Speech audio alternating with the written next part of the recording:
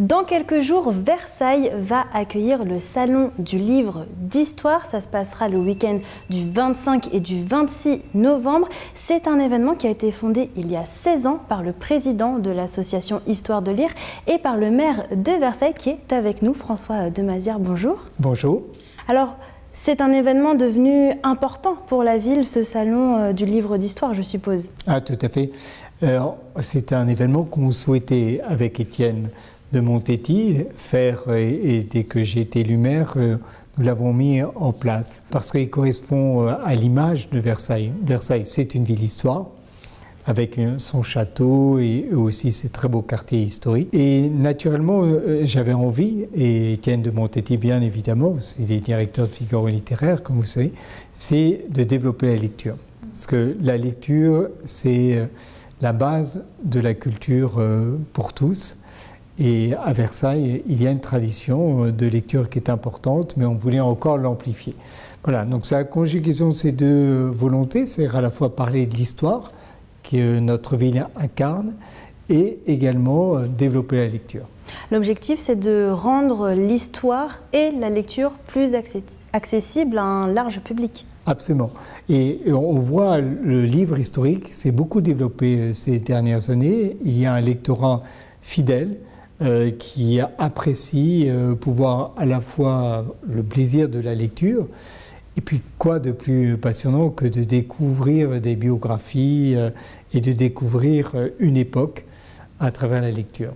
Et alors d'année en année, ce salon s'agrandit. Cette année, pour cette 16e édition, il y a environ 190 auteurs. C'est un moment de rencontre, d'échange pour eux? Oui, absolument. On a beaucoup développé aussi, à côté évidemment de la présence des auteurs et de la signature, puisque traditionnellement dans les salons du livre, vous avez les auteurs qui sont là et qui mettent des dédicaces. Et on a d'ailleurs choisi de faire ce salon quelques jours avant Noël, parce que c'est une occasion de beaux cadeaux. Voilà. Mais on l'a développé alors d'abord vers les enfants. Il y a donc la présence d'une tente, une grande tente dédiée aux enfants qui est devant la ville de Versailles, devant la mairie de Versailles, c'est symbolique. Et alors quels seront les auteurs les plus connus qui seront présents? Alors il y aura beaucoup d'auteurs connus, mais alors vous avez plusieurs catégories. Vous avez les auteurs qui sont par exemple des grands hommes politiques, donc Alain Juppé sera là. Alain Juppé, j'aurai l'occasion d'ailleurs... Ça devient un rendez-vous un peu pour lui. Oui, bien sûr. Chaque année, on revoit des grands politiques qui aiment écrire ou on revoit surtout des historiens, bien sûr. Parce que le principe, c'est les livres qui ont été publiés dans l'année. Or, vous avez des historiens comme Petit-Fils également, qui sont assez incroyables. Ils arrivent à faire un livre tous les 2 ans. Et pourtant des livres qui sont extrêmement fouillés, très riches sur le plan historique. Puis vous avez aussi des journalistes.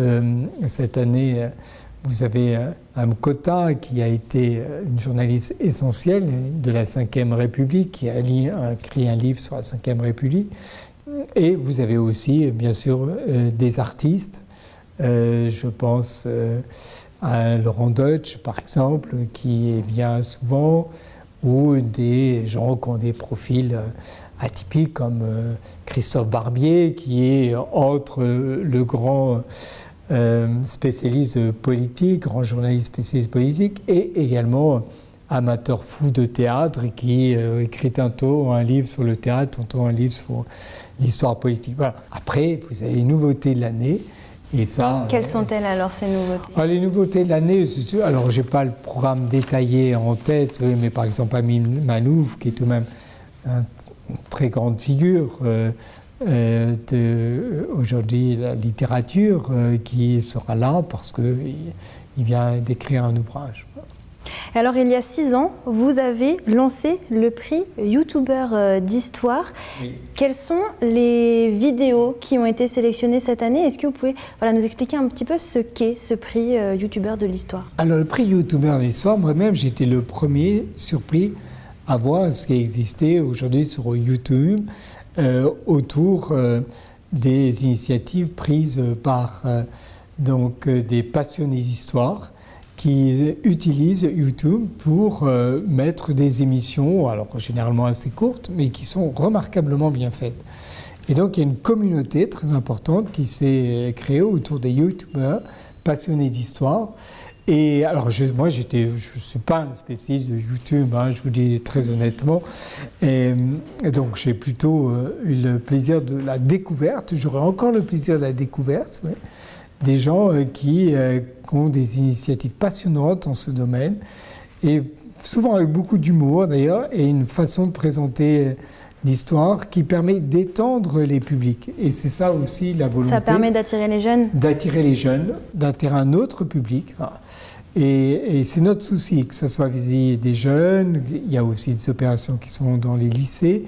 À l'occasion de ce festival, il y aura 2 présentations de films aussi. Vous voyez, qu'on parle de l'histoire, un peu sous différents supports, mais toujours tout de même avec ce primat accordé au livre, parce que le livre, c'est la conservation, c'est la mémoire collective en fait.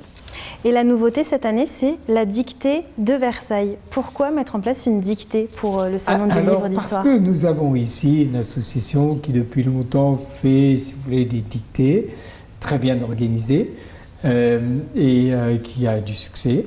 Et là, on a décidé, si vous voulez, on a proposé à cette association de conjuguer le jour de la dictée qu'ils avaient l'habitude d'organiser avec la manifestation Histoire de lire. Donc il y a plusieurs rendez-vous qui vont aussi se succéder, il va y avoir des conférences, des débats, mais aussi la projection de 2 films, vous en avez un petit peu parlé, il va y avoir Napoléon le mardi 21 novembre et Jeanne du Barry jeudi 23 novembre. Là aussi c'est important de projeter des films d'histoire. Là c'est des avant-premières, donc c'est l'occasion, si vous voulez, de même que ce festival Histoire de lire met en avant les dernières productions littéraires sur le thème de l'histoire, et bien là, puisqu'il y a 2 films qui sont des films de grand public qui viennent de sortir, qui vont sortir sur l'histoire, c'était l'occasion de pouvoir les diffuser. Eh bien, merci beaucoup François Demazère d'avoir répondu à nos questions. Alors si vous êtes intéressé, notez-le bien dans vos agendas. Le Salon du Livre d'Histoire, c'est le week-end du 25 et 26 novembre à l'Hôtel de Ville de Versailles, à la Préfecture des Yvelines, à l'Hôtel du Département et à l'Hôtel du Barry. Le billet est au prix de 2 € et il est valable 2 jours. Vous retrouverez le programme complet sur le site internet histoiredelire.fr.